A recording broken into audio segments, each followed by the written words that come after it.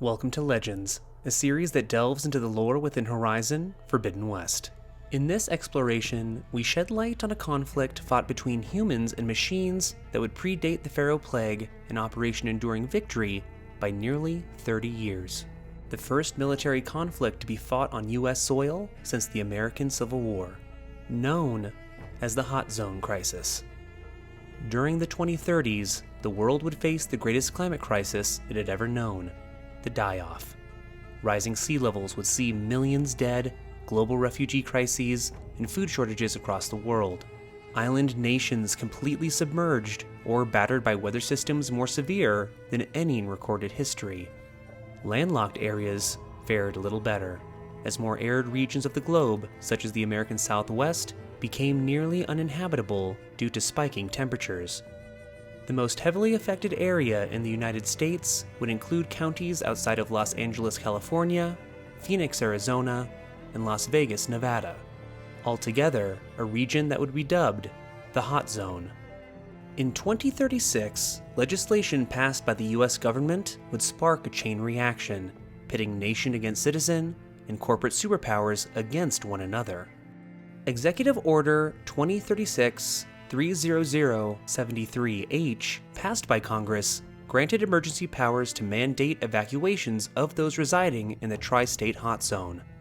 To enforce the order, the federal government threatened to nullify existing water agreements between the Northwest and Southwest, cutting off water supplies to any who wished to stay and oppose the mandate. Order 73H had drawn a divisive line in the sand, exposing a litany of humanitarian, economic, and political interests at work.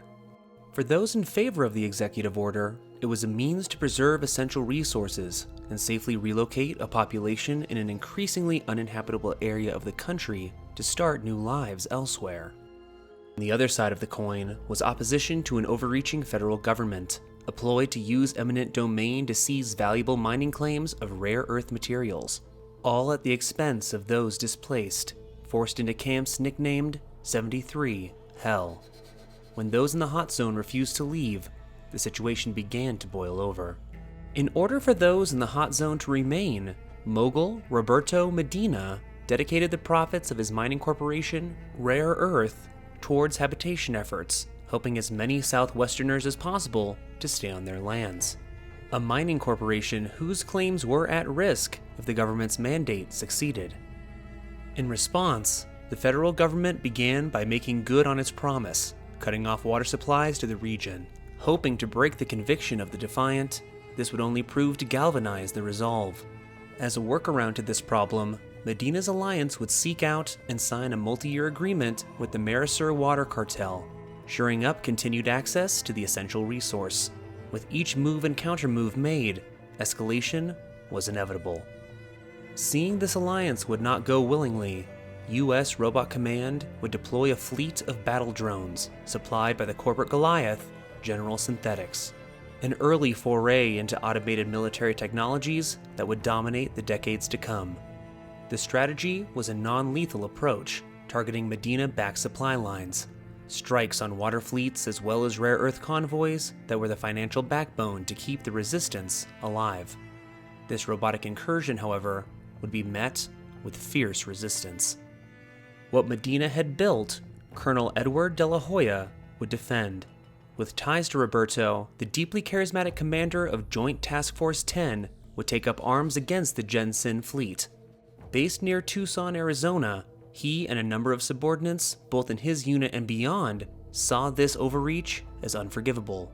Rising to prominence as a pilot, he and his fellow aviators would take to the skies, as well as all other battlegrounds drones attempted to take. Across the Southwest, JTF-10 squadrons would use their extensive combat experience to hand the drone fleet loss after loss. Defenders would take to the skies, raining destruction on drones from the cockpits of F-38 Razor Wings.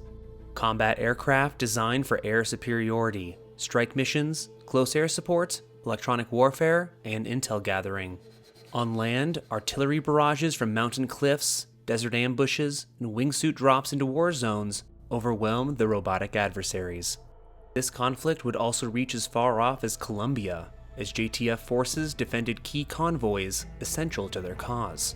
These defeats would ultimately shift US Robot Command away from their initial non-lethal approach as drones began to respond with live ammunition and artillery strikes. As the conflict spread and escalated, some sought to reconcile the two sides before the situation could get any worse. Towards the beginning of the conflict, when Colonel De La Hoya had began instigating takeovers of bases in the hot zone, Air Force Colonel Ann Faraday refused to partake, becoming a dissenter from his ranks. Rather than fighting in the conflict, she would become instrumental in evacuating neutral personnel from the war zone. Being born in the area, her ties to the region as well as her military background gave her voice credibility as she became a national leader in spearheading a nonviolent solution to the conflict. Unfortunately, this dream of a peaceful resolution would die in the desert. On August 20th, 2037, USRC initiated Operation Unity. Drones would descend upon Joint Task Force 10's base in the Mojave, their objective to capture Medina, De La Hoya, and other hot zone leaders. Though heated combat was anticipated, what came next shook both sides to their core. Speculated at the time as a JTF munition cracking the power casing of a combat drone caused a fission explosion, a nuclear blast that would leave both sides devastated and claim the lives of Medina, De La Hoya, and 900 refugees sheltered close to the fighting. High-velocity debris claimed lives as far as Lancaster, California, nearly 30 miles away, with the EMP from the explosion frying electronics over 200 miles away in Las Vegas, Nevada. With nothing left but the smoldering crater, the Battle of the Mojave came to a close. This tragedy would bring hostilities to an end, with an official ceasefire coming soon after. Ann Faraday would be appointed to spearhead strategies to develop a lasting peace. Though the hot zone crisis had concluded, its events would leave a lasting legacy in the decades to come. The Faraday Commission, along with her neutral peacekeepers known as the Marshals of the New Southwest, would work to heal the many wounds left by the conflict. Together, they would face these challenges with bravery and conviction and bring unity to a fractured nation. Unfortunately, the next several decades would only see an increase in automated military technologies, as the US would disband all human military personnel in 2055. Many veterans would become mercenaries, hired by corporate entities to battle alongside their own robotic war fleets, as they fought and died to secure valuable resource claims across the globe, many of which would be broadcast across the HoloNet, becoming a focus of global entertainment and gambling. The legacy of Roberto Medina would be carried on by his daughter, Maria, who would go on to become a prominent US senator.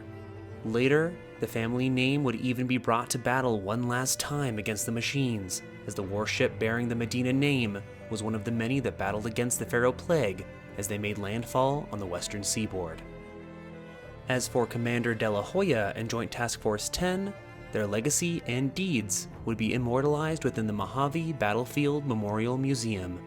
There, those in the 21st century would learn from the lessons of the past in order to attempt to better understand the dire costs of such war. The echoes of these brave warriors would even be heard and seen by those in the 31st century and inform an entire culture of battle and honor. But that is a legend for another time. And that brings our journey to an end. If you'd like to see more content like this, likes and shares are always appreciated, and if you're hungry for more Horizon lore, consider subscribing and checking out the rest of our lore library. The topic for today's video came from one of you, our awesome subscribers, so if you have an idea for our next episode, let us know in the comments down below. And until next time, thanks for watching, and keep questing.